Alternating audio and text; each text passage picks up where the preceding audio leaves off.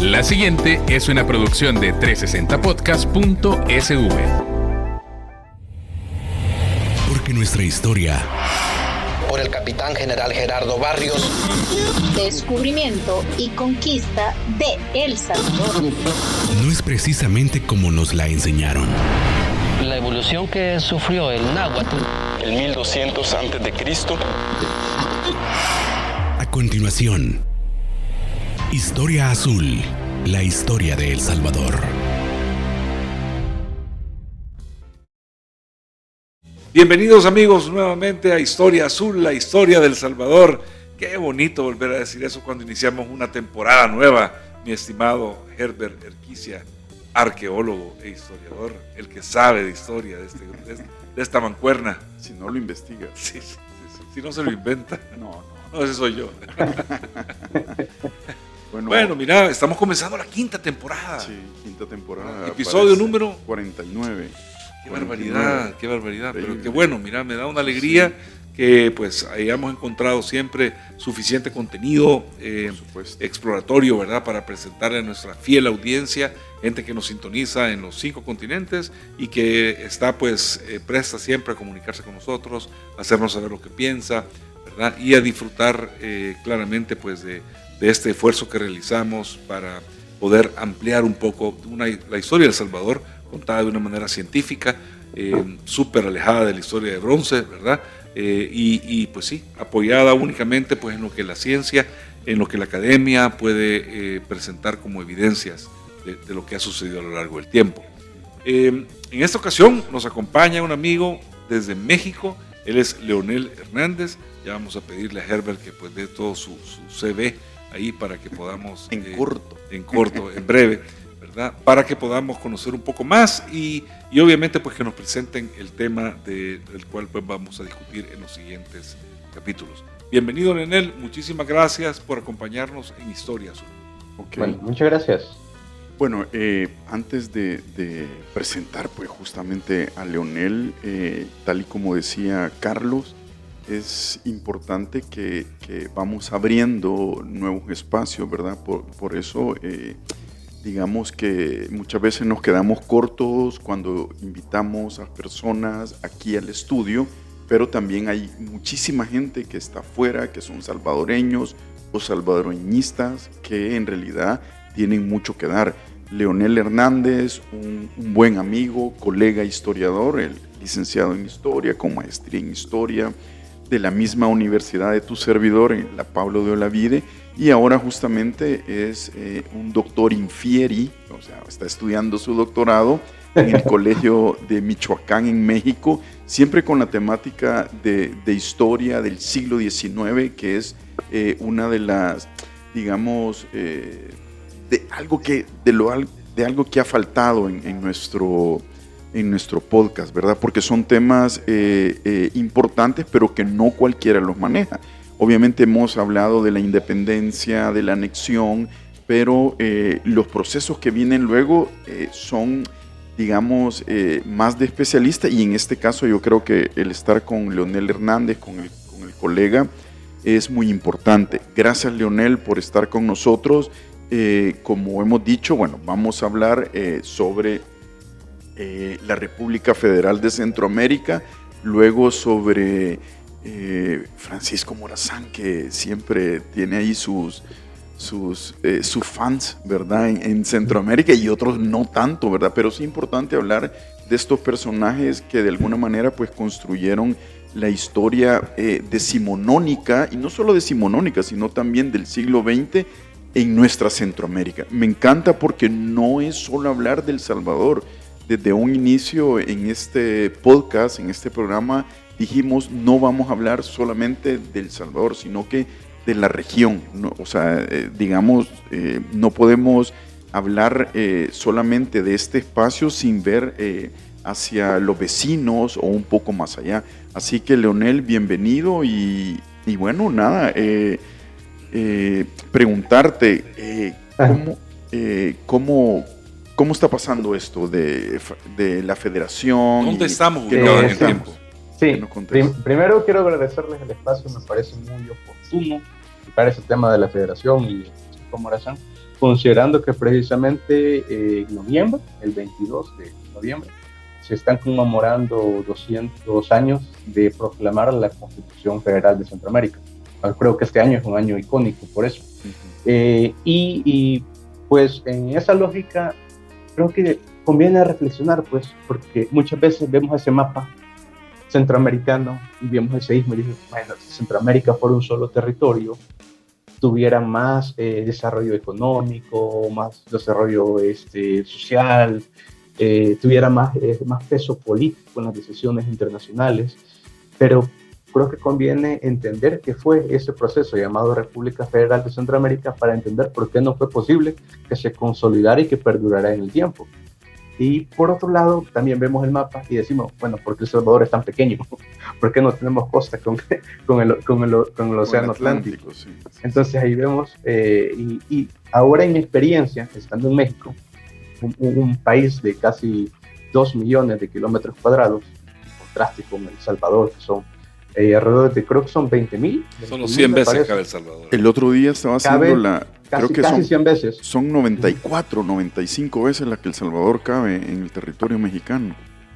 Ajá. Imagínate. Entonces, y en ese contraste a mí me ha hecho reflexionar mucho, fíjate, porque México también en el 24 nace un proyecto federal, que si bien en el siglo XIX va a caer, luego se va a retomar, pero al final ya en el siglo XX se va a consolidar. Entonces, creo que es interesante porque en unas regiones de las ex colonias hispanas sí se pudo consolidar un modelo federal y porque en Centroamérica no se pudo. Es como una pregunta muy interesante, ¿verdad? Ajá. Porque ¿por qué se pudo y no se pudo? Porque si no, seríamos como México, una república federal de Centroamérica. Mira, pero a eso es lo que vamos. La verdad que es interesante porque, mira, por ejemplo, Argentina es igual, ¿verdad? Sí. Y pero México. La Gran Colombia, ¿no? La Gran Colombia que usaba Venezuela, Ecuador y la actual Colombia. No yo creo que mucho jalaba el peso del Perú, Ecuador, ¿verdad? El Perú y Venezuela jalaban un poquito por su lado y eso tendió a desmembrar esa a diferencia de Argentina, que estaba tan lejos que nadie le ponía mucha atención. Mucha atención, mucho interés. Y México que era pues separado por el puentecito de Centroamérica y como estaba Guatemala de tapón allá abajo, no sé. Pero fíjate que México también era dinámicas muy diversas. Por ejemplo, Yucatán, la península de Yucatán, tuvo un proyecto para independizarse también. Wow. Porque hubiera sido un Belice. Sí, o sea, y es una selva enorme. Entonces la comunicación era muy difícil con el centro de México. Y la dinámica giraba en torno a la costa de Yucatán. Entonces también, pero ellos sí pudieron mantenerse. Lo mismo el norte de los actuales estados de México.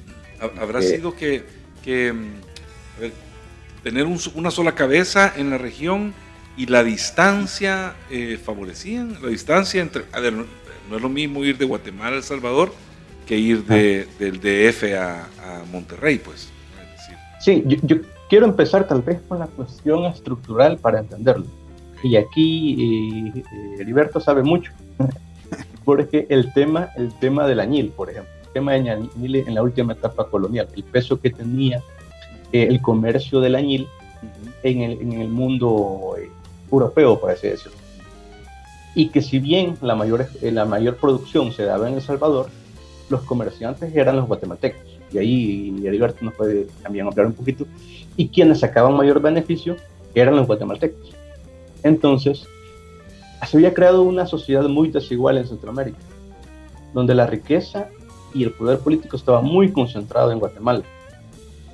Y las dinámicas de los demás estados, de las demás provincias en aquel entonces, o intendencias, en la última etapa colonial, el caso de Nicaragua y de Honduras, giraba en torno, por ejemplo, a la producción de ganado. Como sabemos que servía el cuero de ganado para llevar pues el añil.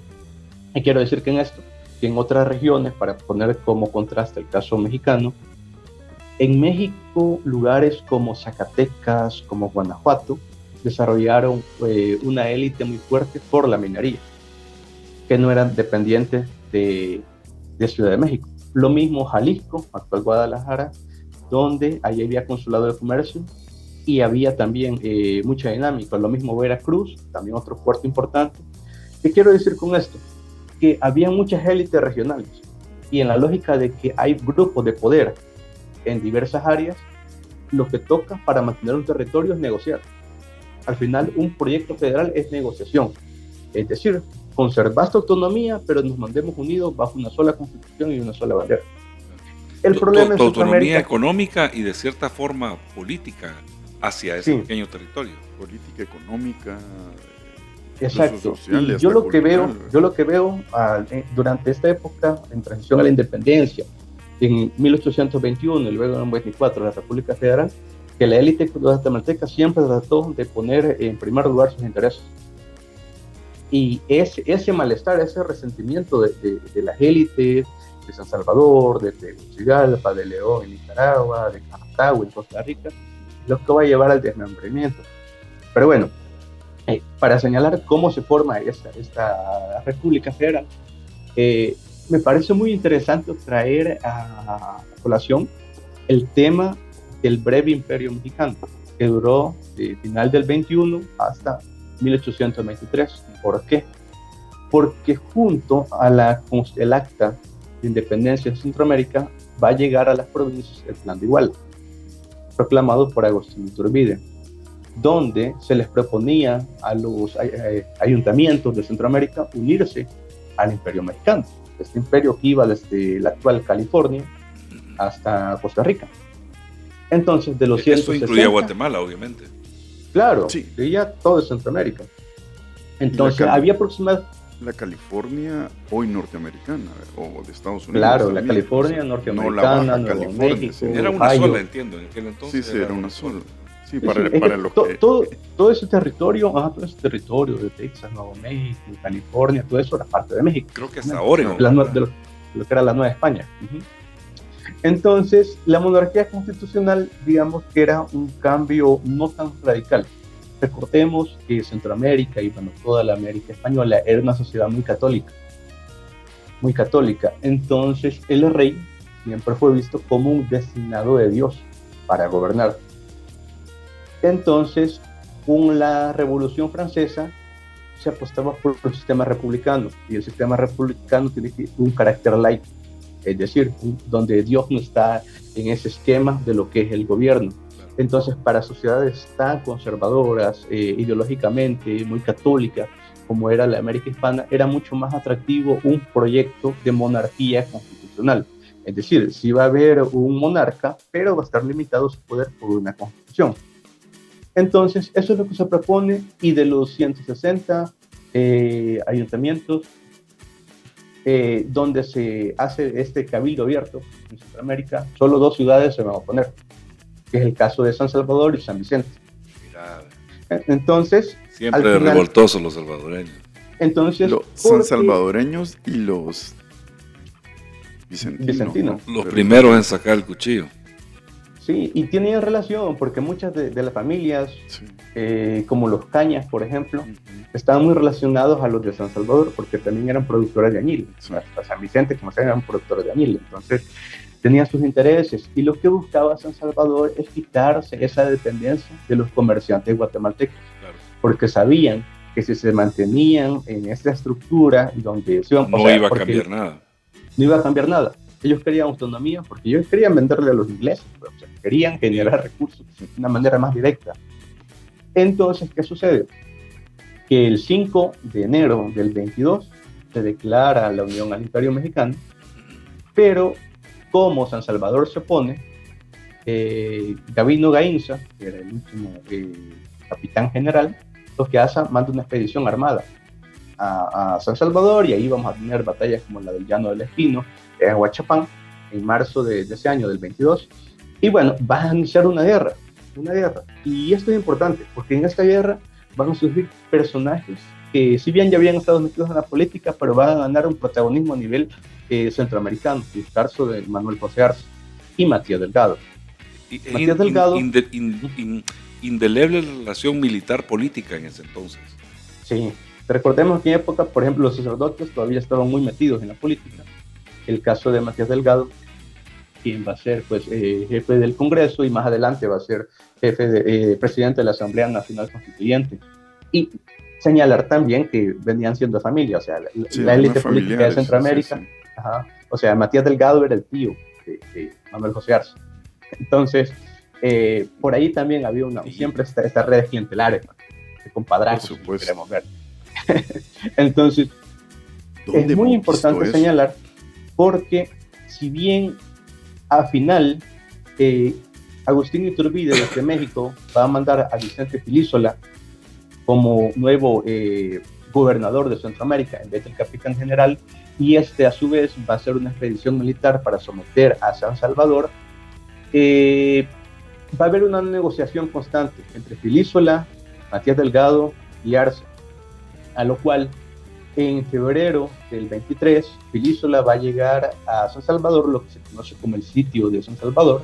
Pues llegan los militares del ejército trigarante, ejército mexicano, y pues lo invade, y a partir de entonces El Salvador por la fuerza es parte del Imperio Mexicano. O sea que por unos días al menos la población salvadoreña en ese entonces fue mexicana, si se quiere ver así. Pero ¿qué pasa? Ahí hubo un intento de anexión a Estados Unidos, ¿verdad? Sí, unos meses antes, a finales del 22, el Congreso salvadoreño, una medida desesperada, porque sabía que o sea, declararle la guerra a México era como que El Salvador ahorita le quiera declarar la guerra a Estados Unidos. O sea, no, en poder militar no hay comparación. Creo que nos dirían, en serio. En serio, hombre, ya en serio, no estoy bromeando. Sí. México tenía mucho protagonismo en esa época, porque para empezar habían derrotado al ejército realista, al ejército español, que no era poca cosa. Entonces, y bueno, Estados Unidos estaba en esta época de expansión, que ya en la década de los 40 le van a llamar la doctrina Monroe y todo esto, época de expansión, se estaba extendiendo. Entonces, Estados Unidos tenía una política donde aquellos estados que se denominaran autónomos podían ser integrados. Entonces, esta propuesta llega al Congreso y en un mensaje me parece que es el 5 de diciembre del 22, Matías Delgado va a dar a conocer este proyecto. Se va a mandar una comisión a Estados Unidos para negociar la unión de El Salvador como un estado federal. Y bueno, luego vienen los sucesos de enero, de febrero, donde hay una campaña militar con el ejército mexicano. El ejército mexicano va a invadir El Salvador y en el 9 de febrero del 23, a partir de eso, mucha élite salvadoreña sale huyendo. Un grupo de ellos, liderados por Arce, se van a dirigir a Estados Unidos, llegan a Filadelfia buscando conversar con algunos encargados del gobierno de Estados Unidos, y luego llegan a Washington. Pero me parece que era John Adams, en ese entonces el secretario de Estado, y al final no los atiende. Pero estando allá se enteran de que el imperio de Iturbide ha caído en marzo del 23 y bueno, deciden regresar. Por eso no se concreta. Y bueno, ¿qué pasa luego de que cae el imperio mexicano? Luego de ello, la élite salvadoreña gana mucho liderazgo, ya no solo a nivel provincial o estatal, sino que a nivel centroamericano, a tal grado que Matías Delgado va a ser electo presidente de la Asamblea Nacional Constituyente. ¿Qué es la Asamblea Constituyente? Es una asamblea con representantes de todos los estados de Centroamérica que tenía como fin crear una constitución. A eso se le conoce como una constituyente. Entonces, se reúne a partir del 24 de junio del 23 y el 1 de julio va a declarar la independencia absoluta, que para muchos dicen que esa es la verdadera independencia de Centroamérica, 1 de julio del 23, y a partir de entonces se van a ir dando una serie de legislaciones con miras a crear un proyecto federal. ¿Por qué? Porque el proyecto federal era la única forma de mantener a Centroamérica unida, porque una república centralista tiene un carácter impositor desde las capitales, desde el centro de poder hacia los estados, mientras que un gobierno federal le da autonomía a sus estados para tener su propio sistema gubernamental, su propia constitución, su propia milicia, entre otros elementos. Entonces, este proceso va a tardar hasta el año 24 y en noviembre del 24 es que ya se promulga la Constitución Federal. Pero fíjense que interesante, que los más interesados en el sistema federal van a ser los salvadoreños. ¿Por qué? Porque como cada estado iba a tener derecho a hacer su propia constitución, El Salvador declara su constitución estatal antes que la federal. La va a declarar en junio del 24, como una forma de meterle presión a la Asamblea Constituyente que está en Guatemala para que saquen la Constitución Federal. Porque este estado ya está diciendo que es un estado de una federación cuando todavía no existe como tal la federación, porque no hay Constitución. Entonces es muy interesante. Mientras que los otros estados, el caso de Costa Rica y de Guatemala va a ser hasta 1825 que van a tener su Constitución, y Nicaragua y Honduras va a ser hasta el 26. Entonces, tenemos un proyecto federal.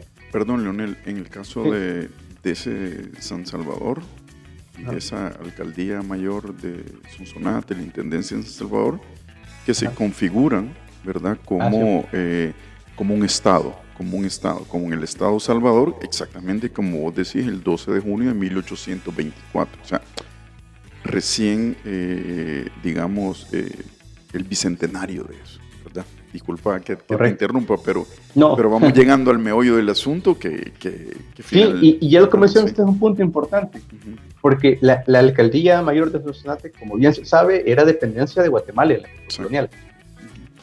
Pero fue hasta ya el 23, 24, que hay una serie de negociaciones y que se anexan los actuales departamentos de Sonsonate y de Huachipán. Y todavía se mira esa diferencia. Entonces, vemos, por ejemplo, la presencia indígena mucho más marcada en estas regiones todavía que en otras regiones de lo que es ahora El Salvador. Entonces, este pequeño estado se consolida, un estado federal, se promulga la Constitución Federal en noviembre del 22, y aquí ya viene lo más difícil. Una cosa es promulgar la ley, otra cosa es echarla a andar. En primer lugar, un estado para constituirse necesita dinero, porque establecer toda una burocracia, un aparato estatal es caro. Entonces, uno de los primeros decretos de diciembre del 24 va a ser un préstamo. Se va a mandar una comisión a Inglaterra a negociar un préstamo con la casa Berkeley, me parece que era el nombre en ese momento, y van a prestar alrededor de 7 millones de pesos, una cosa así, como 1,5 millones de libras esterlinas en ese tiempo, para pues construir todas estas instituciones de gobierno, todo lo que se requería. Y dentro de ese proceso también se van a dar la elección de las primeras autoridades. Si bien ya con la constituyente había esta asamblea constituyente que era una especie de congreso, había un triunvirato que era una especie de poder ejecutivo donde había 3 individuos, pero no había como tal un gobierno con periodos de tiempo establecidos. Por ejemplo, la Constitución Federal va a adoptar elementos del liberalismo de la Constitución de Cádiz, pero también elementos de la Constitución norteamericana. Prueba de ello es que el periodo de gobierno en la federación era de 4 años para el presidente federal, con la posibilidad de una reelección, muy parecido a lo que actualmente pasa en los Estados Unidos. Entonces, y aquí se viene la primera elección para la presidencia. Habían 5 candidatos, pero los 2 más importantes van a ser José Cecilio del Valle, que, como se sabe, es quien redacta el Acta de Independencia, era un intelectual, de hecho, tenía el apodo del sabio, y le gustaba, decían que eran bastante egocéntricos porque le gustaba que le dijeran el sabio. Su camiseta que decía el sabio soy yo. Exacto. Y sí, era un ilustrado, pero pues tenía su arrogancia, lo señalan. Y bueno, y por otro lado... Ampliamente admirado por Herbert Erquicio. Y por otros historiadores también. Pues. Claro. Y el otro candidato importante era Arce, Manuel José Arce, quien era, digamos, en aquella época todavía un joven en la política, mientras que Cecilio del Valle ya tenía cierta trayectoria, y que más allá de su intelectualidad se había destacado por su destreza militar en la defensa contra el Imperio Mexicano. Vemos también que los militares empiezan a ganar protagonismo en la política en la medida que hay desarrollo de guerras. Y se llega a esa elección de abril del 25, del año 25, y ahí en el voto popular, que eran aproximadamente, creo que eran 80 actas, había un sistema de elección indirecta, donde por cada tantos miles de votos iba a contar un acta. En total iban a ser creo que 80, de las cuales solo llegaron 78 me parece, y de esas actas creo que va a tener aproximadamente Cecilio del Valle 39 y Arce va a tener 36 y ya los demás van a tener 12. Entonces, ¿qué pasaba? Ninguno de los dos llegó a la mayoría calificada para llegar al cargo directamente. ¿Qué pasaba en ese caso? Según la Constitución, en el caso que ninguno de los candidatos llegara a la mayoría calificada, los dos primeros iban a ser electos por el Congreso, por el Congreso Federal. Entonces, esta decisión llega al Congreso y ya en el Congreso se decantan por Arce, no por Valle, que había sido el más votado, se decantan por Arce. Y es curioso, muchos han señalado la influencia ahí del mismo tío, Matías Delgado, y de otros personajes salvadoreños, pero el punto es que al final Arce asume el poder federal. Como primer presidente de la Federación Centroamericana, como... Solo quiero hacer una observación. ¿Qué tan diferente hubiera sido con José Cecilio del Valle? ¿Verdad? Por los eventos que vienen en los años posteriores, ¿verdad? Por la guerra que disolvió ese primer esfuerzo de federación. ¿Sabes qué? Y solo quiero decir, fíjate que algo que me ha sorprendido es que pensé, y eso después de conocer la historia de Manuel José Arce, pensé siempre que los guatemaltecos en ese momento iban a decidir poner su propio candidato, ¿verdad? Poner su propio... Yo creo que José Cecilio Pero no lo hubieran votado. Si hubiera sido guatemalteco, porque se pensó en Pedro Molina, no lo hubieran votado. Pero José Cecilio del Valle era apoyado por los guatemaltecos, no, Leonel. Sí, creo que al final no tanto, pero... Aunque era originario hondureño. Sí, pero era más... en ese momento... Honduras, no había Honduras, pues. O sea, claro. Sí, pero digamos... O sea, era un municipio, pues. Él vivía en... José Cecilio del Valle estaba radicado en la ciudad de Guatemala, claro, ¿verdad? Escribía para era la urbe, pues.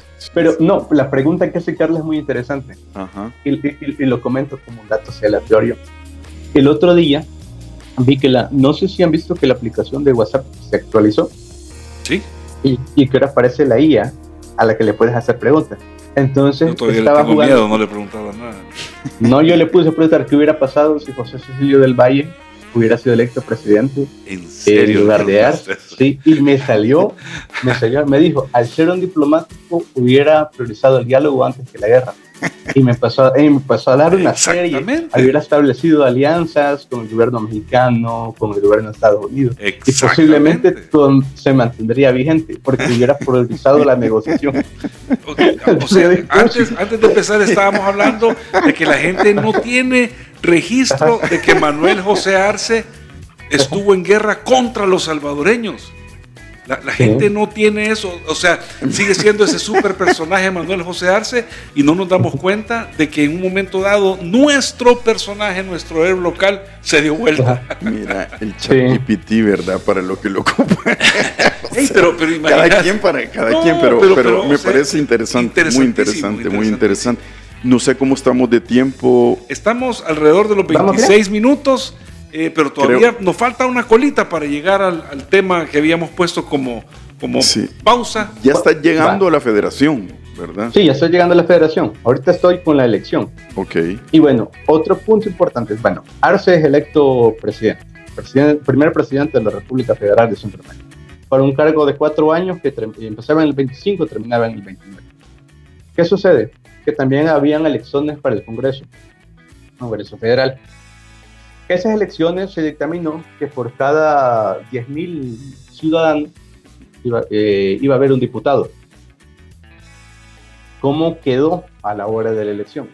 Recordemos que Guatemala, al ser la capital, tenía más gente.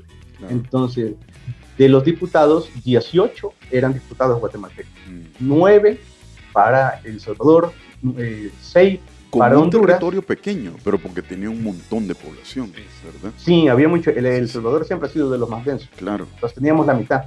O sea, somos la quinta parte de Guatemala, pero teníamos la mitad de la población. Sigue siendo un poco más de la mitad. Sí, entonces habían 9 diputados para El Salvador, a Honduras y Nicaragua, a 6 cada uno, y Costa Rica, que tenía poca población, solo le tocaron 2. ¿qué pasaba? A la hora de tomar decisiones, ¿a quién beneficiaban las decisiones? Claro. Pues hasta cierto punto, lógicamente, iba a ser a Guatemala, porque estaba mejor representado en el Congreso. Y eso va a tener una serie de roces, porque luego se van a definir facciones políticas. Los liberales, considerados algunos moderados, que luego más tarde se les llamó conservadores, pero digamos que eran moderados porque buscaban unas transformaciones más lentas, más de negociación con poderes fácticos, como era el caso de la Iglesia Católica. Y por otro lado están aquellos más radicales. El caso de la familia Barrundia, por ejemplo, que luego va a apoyar a Francisco Morazán. Entonces, ese rozo se va a dar porque cuando Arce llega a Guatemala, va a empezar a establecer alianza con esta familia de Abolengo, como se le dice, el caso de los Aycinena, por ejemplo. El arzobispo Ramón Casao. Entonces, poco a poco, las élites regionales, caso de Tegucigalpa, de San Salvador, van a pensar que Arce está priorizando los intereses de Guatemala. Y toda esta serie de roces va a llevar a una serie de disputas por el dominio del poder político. Ese es un punto. Y luego está el tema económico, porque la federación no tenía como si un sistema fiscal, así como existe ahora un Ministerio de Hacienda para cobrar impuestos, sino que se había dictaminado que cada estado iba a tener su gobierno, pero era el gobierno quienes recogían los impuestos y mandaban esos impuestos a Guatemala, la federación, de los cuales no siempre se cumplía. Lo mismo con el tema militar. Para que el gobierno federal tuviera un ejército, es decir, el ejército federal, se tenía que cumplir una serie de estas cuotas de soldados. Por ejemplo, en un primer momento se dictaminó que solo iban a ser, creo que eran 2.000 efectivos, y de esos 2.000 efectivos fue dividido una cantidad que le tocaba a cada estado y que debían de mandarlas a la capital. ¿Qué pasó? Muchos estados incumplieron estos pactos. En el caso de los soldados, muchas veces lo que mandaban eran los delincuentes, los presos, los vagos, que en el camino a Guatemala se iban desertando y que de 200 solo llegaban a 50. Exacto. Con los recursos igual. En aquel momento, ya en la época federal, tenía mucho impacto el tema del tabaco. El tabaco dejaba muchos ingresos. Entonces, ahí había un punto importante. ¿A quién le convenía cobrar el impuesto de la exportación del tabaco? Si al gobierno estatal de El Salvador, por ejemplo, o al gobierno federal.